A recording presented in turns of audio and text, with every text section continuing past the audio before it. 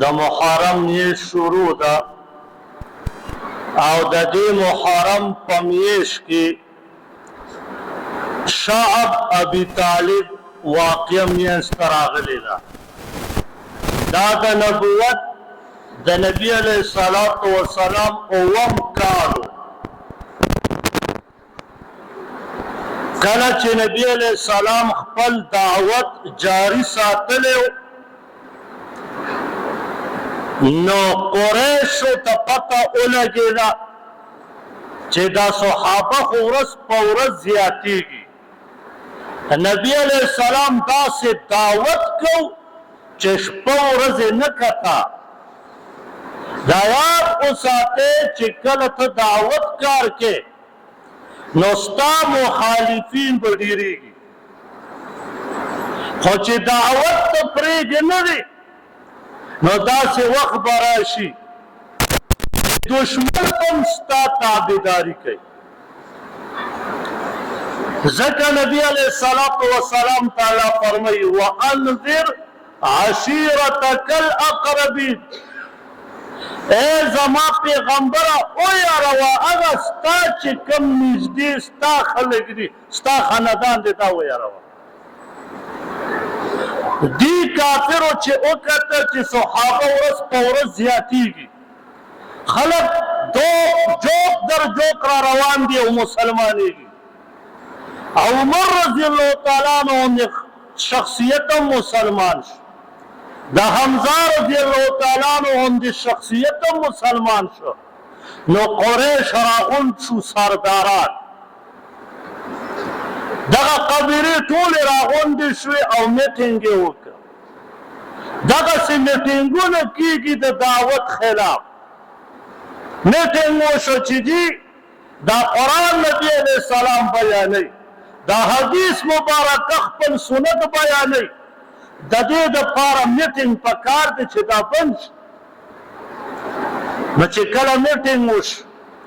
نو هغه قبیلې والو قریشو خاندانو وویل چې موږ خو زورور قوت والو، موږ به یو کار وکړو. وایي داسې کار به وکړو چې بنو هاشم دا وړکې غوندې قبیله ده او د نبي علیه السلام د عبدالمطلب خاندان دی، د دې سره به بایکاټ وکړو. نو دې به تم شي چې کله تم شو نو اسلام دعوت به پرېږدي او چې دعوت یې پرېښوده مونږ به غالب شو. نعوذ بالله من ذلک نبی علیه السلام به شهید کړو. او په دې خبرو کې لیکونکی سړی منصور ابن عکرمو دا معاهده د خپلو مشرانو په وینا سره ولیکله او په هغې کې شرایط دا و چې اوله دا چې بنو هاشم قوم سره د نبی علیه السلام په خاندان د دې سره به ودونه نه کوو، نه به جینۍ ورکوو، نه به یې کېکوو. یو دویمه معاهده ده چې اخیستل او خرڅول به د دې خلقو سره څوک نه کوي. سختې معاهدې ولیکلې. او درېیمه ده چې میلاوېدل به ورسره نه وي چې یارې ته بیمار یې، ته جوړ یې، ته څنګه وخت تېرې، دا به مکمل بایکاټ وي. او دغه خط چې ولیکلی شو منصور بن عکرمه نو هغه یې تاو کړو په کپړه کې او لاړو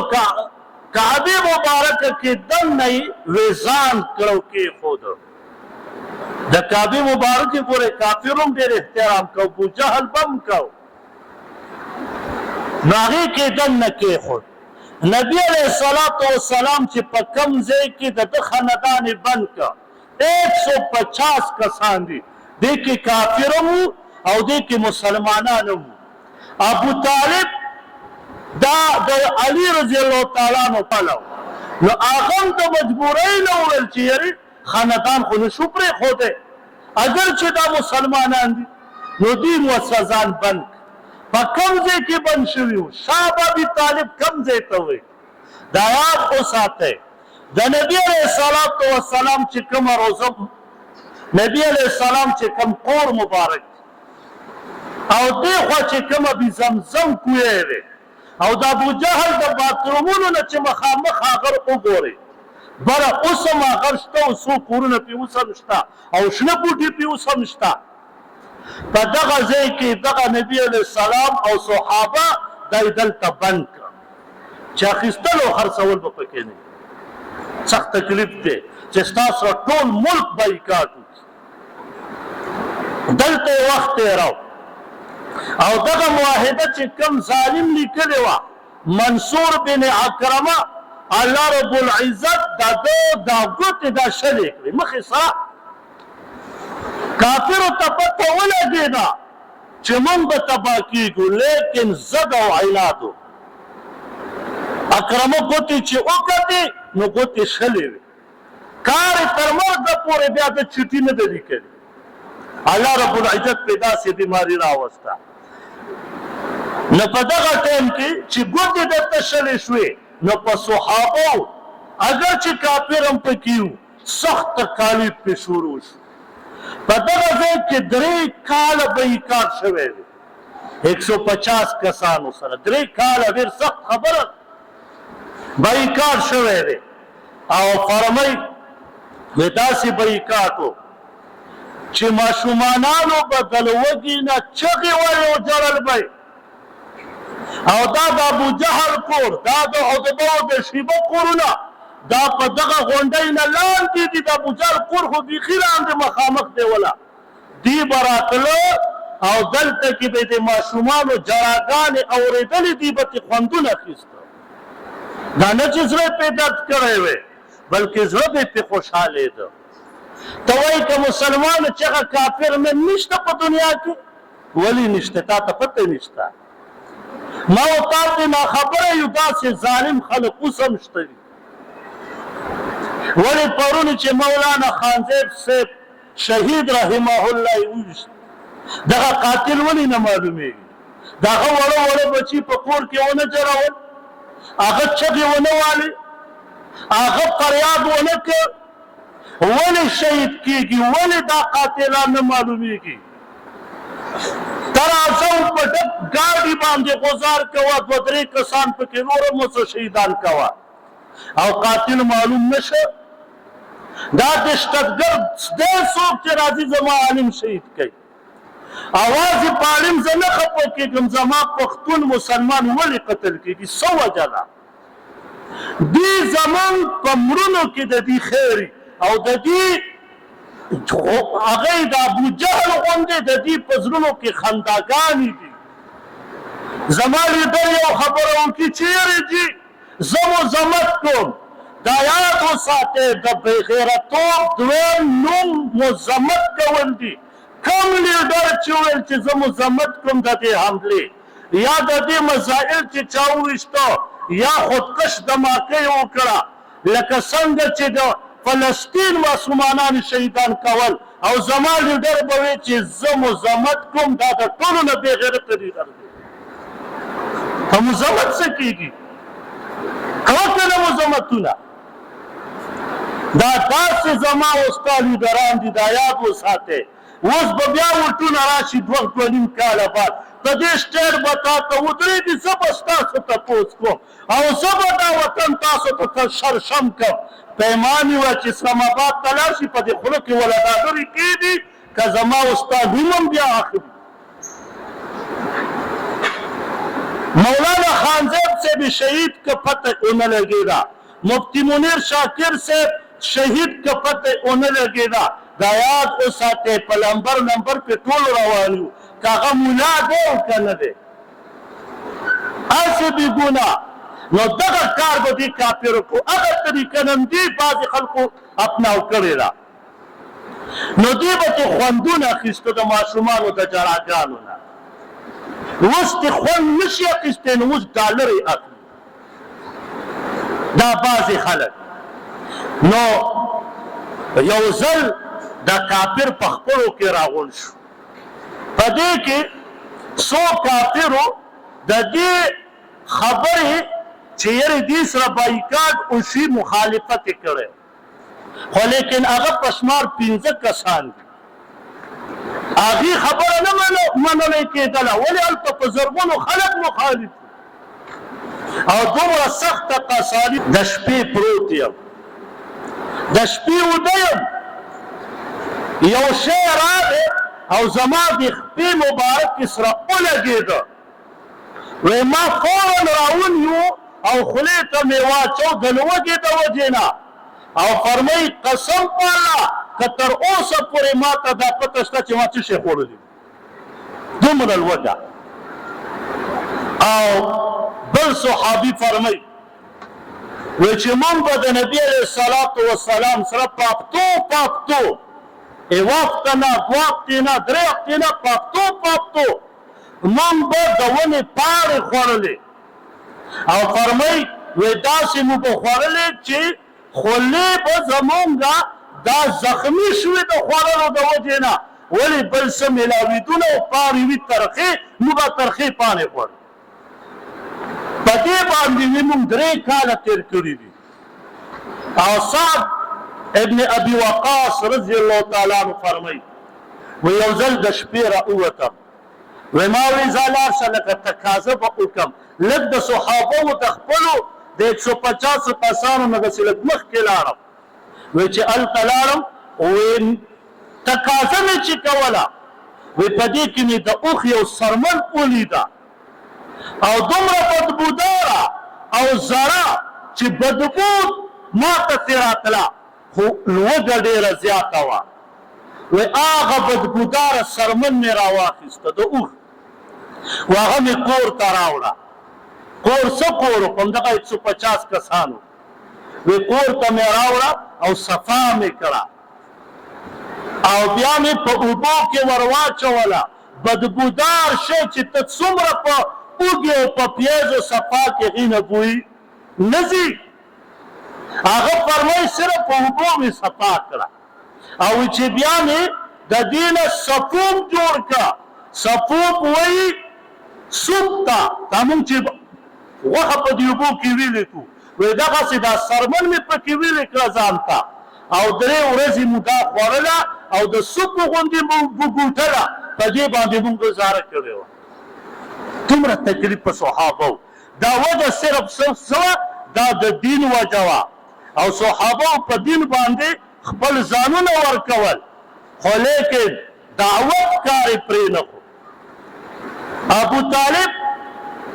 د نبی علیه السلام تره ګورې کافر دی کافر د دنیا نه لاړو د شپې ټیم بچې شو نو ورته رابغی نو رابغله نبي علیه الصلاة وسلام ته به یې عرض وکړه چې ای وراره ته خو په دې خپله بستره کې وده کېږي ګورې کافرو ما ته سوال جواب کړی دی چې ابو طالب پرېږدو خو یو کار وکړئ د خپل وراره دې مونږ ته راکړه چې دا مونږ شهید نو چې دا مونږ شهید کړه کار به خلاص شي بس هر څه به زموږ خپل دین واپس شروع شي نو ابو طالب به ورته ویل چې بچې په دې خپلې بستره باندې سمله چې شپه شي د دې نه به بیا راپاڅو نبي علیه السلام او بو به یې تله د زوی په بستره به یې سملو او ازوی به د هغه ځای نه راپاڅو د نبي علیه السلام په بستره به یې سملو وی که چېرې کافر د شپې حمله وکړي نو تیاره به وي نو چې هغې راځي نو هغې به وایي چې نبي علیه السلام په دې بستره باندې نبي علیه السلام پروت دی نو شهید تا نه هسې نه شهید کړي نو خیر دی که زما بچی مړ کړي خو تاسو خو به محفوظ یې که نه یا ابو طالب کافر لیکن د نبی علیه الصلاة وسلام سره دومره مینه محبت نن زمونږ الله مو دې معاف خلقو یو حدیث جوړ کړی و اختلاف امتی رحمتون و نبی علیه السلام فرمایي چې اختلاف زما په امت کې دا رحمت دی دا حدیث دا د مناظرین چې په دې دنیا کې فساد جوړ کړی دی لوی فسادي که ته غواړې دغه مناظرین ګوره دا لوی فسادیان مسلمان په خپلو کې داسې اچولې یعنې دا د پلانکې ډلې دی دا کافر دی زما ډلې کې نه دی یره دا پلانکې و یره دا زما په ډله کې نه دی په یو بل باندې د کفر فتوی اے مسلمانه مولوي صاحب واوره دا حدیث را تاول ثابت کا چې اختلاف امتی رحمتی چې نبی علیہ السلام فرمایي زما په امت کې اختلاف دا رحمت دی تیرا ته ثابت کا او یا راشه زید ته ثابتوم چې د نبی علیہ السلام د سند نه وي تر قیامت پورې ما ته ثابت نه کی د یو عالم قول ته نه پیش کوم چې د 10 زیات علما قولونه مې ته پیش نه کا چې دا حدیث د نبی علیہ السلام نه دی نو بیا غزو میدان اسی دی عوام په خلق کې چولې دي نبی علیہ السلام دی دوه کافر کوي دلته نن مسلمان د نبی علیہ السلام امتیان ټوټه ټوټه کا الله په قران کې فرمایي واعتصموا بحبل الله جميعا ولا تفرقوا ډلې ډلې مه جوړېږه او دا حدیث ایزان نے جوړ کرے او دنیا کی خلق پیش کئی چې اختلاف نبی علیہ السلام فرمائی زما د امت رحمت دی ورته قرآن کې الله فرمایي ډلې مه جوړوه افسوس دا دی چې حق راځي باطل کار کوي نو نبی علیہ السلام دومره تکالیف تیر کا دا څه دپاره دا د دې قرآن دپاره د څه دپاره هغه دین چې په نبی علیہ السلام راغلی د هغې دپاره د څه دپاره د دې دپاره چې زما امتیان په امن کې شي د دې دپاره چې زما امتیان امتا واحده چې یو ټولګی شي یو ید الله فوق ایدیهم دا الله رب العزت لاس مبارک د جماعت د پاسوي نو دا ټول امت مسلمه څلور واړه مسلکونه دا یو امت مسلمه دی دا نه دی هغه په خپل حدیث عمل کوي موږ په خپل حدیث عمل کوو هغه سره خپل دلیل دی موږ سره خپل دلیل دی اختلاف د کومې خبرې خو افسوس دا دی چې موږ صرف واقعات د دې دپاره واورو چې ډېرې ښایسته واقعې وي او بس تېرې شوې نه زما هرې واقعې په بیان کې ګورئ عبرت وي عبرت زه چې کومه مسله کې کومه واقع کې عبرت وي زه یې بیانوم اگر چې بعضې خبرې به سختې موږ هم په خپل ځان یریږو خدا دې یاد وساتئ که چېرې دغسې وه نو ګوره بیا ډېره ګرانه ده دا واقع څه پاتې شوه انشاءالله که زندګي وه بیا به آینده جمعه بیانو چې مخکې بیا څه کېږي او دا شعب ابي طالب درې کاله دغه سختۍ نه بعد بیا وروستو واقعات څه دي انشاءالله که ژوند و آینده جمعه به بیانو دعا وکړئ الحمدلله رب العالمین والعاقبة للمتقين والصلاة والسلام على رسوله محمد وآله وأصحابه أجمعين یا الله سمویل سمواورید یا الله عمل کولو توفیق پیدا کې یا الله زمون ټول ګناهونه په نیکوي باندې بدل کې یا الله بیماری مو په شفا بدل کې زمون د جماعت امیر صاحب فضل سبحان د دلمسه وفات شوی و او زه خپل بیمار ما هسپتال تم تلو درد مې و ډېر سخت بیا وده شوی او بس کور والا راته بیا ویل دغسې نو زه ډېر سخت تکلیف کې نن تېر شوی پرون او نن نو الله پاک دې زمونږ او ستاسو ټولو بیمارۍ ختمې کړي او الله پاک دې امیر صاحب ته صبر جمیل ورکړي او الله پاک دې هغې ماشومې والدینو ته صبر جمیل ورکړي او الله پاک دې د دې نعم البدل ورکړي الله پاک دې د دې بدل کې نیک صالحه بچی ورکړي او یا الله څومره بیماران دي ټولو ته کامله شفا عاجله ورکړي څومره کسان وفات شوي دي یا الله ټولو قبرونه د نور نه ډک کړي زمونږ د جومات امیر صاحب چې وفات شوی و الله پاک دې هغه مغفرت نصیب کړي هغه حاجي صاحب که نور څومره کسان مسلمانان وي الله پاک دې د ټولو مغفرت نصیب کړي او یا الله چې نبي علیه السلام څومره خیر دعاګانې غوښتي چې موږ څه وکړي کوم نه امن غوښتي نو په امن کې وساتي وصلى الله على النبي وعلى اله وسلم تسليما آمين برحمتك يا ارحم الراحمين